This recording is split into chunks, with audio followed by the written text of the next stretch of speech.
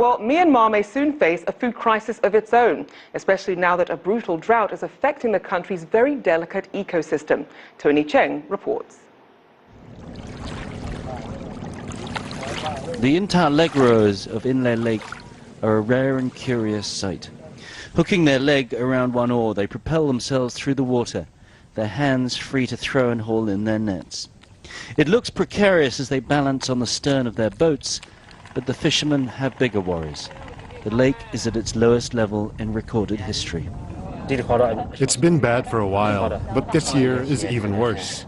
I'm worried that one day Inle Lake will be gone forever. Every year there's less and less water, and this year is the worst. It's not just the human population that's under threat. Inle Lake is recognized as a unique biosphere, with several species of fish that are original to these waters alone. Herons and other migratory birds use the wetlands around the lake as a refuge, and other wildlife has thrived in its waters. But a lack of rainfall over the past 18 months and record temperatures have seen the lake shrink. To give you a sense of just how low the water levels are here in the lake, I'm going to stick this oar in until it hits the bottom, and there it's less than half a meter. You can see the mud mark on the bottom of this oar. It's only ever been like this once before in 2010, and the boatman says this year it's even worse.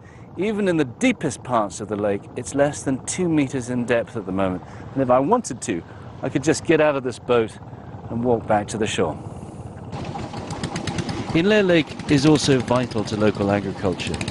Fruit and vegetables thrive in the gardens, floating on these nutrient-rich waters.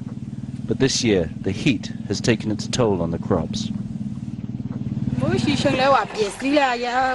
This year the weather has been very hot and the water is very low. You can see all the leaves are turning yellow. We have so many problems with insects on tomato plants.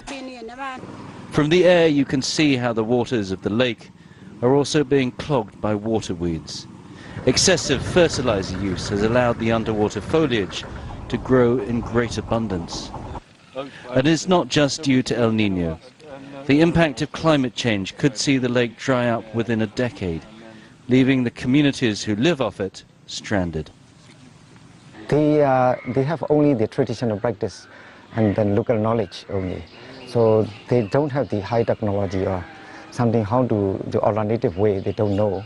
So this is how I'm so worried about. The monsoon rains are expected to start any day, but unless they bring an unusual amount of water, it won't be enough to secure the future of the communities here. Tony Cheng, CCTV, Inle Lake, Myanmar.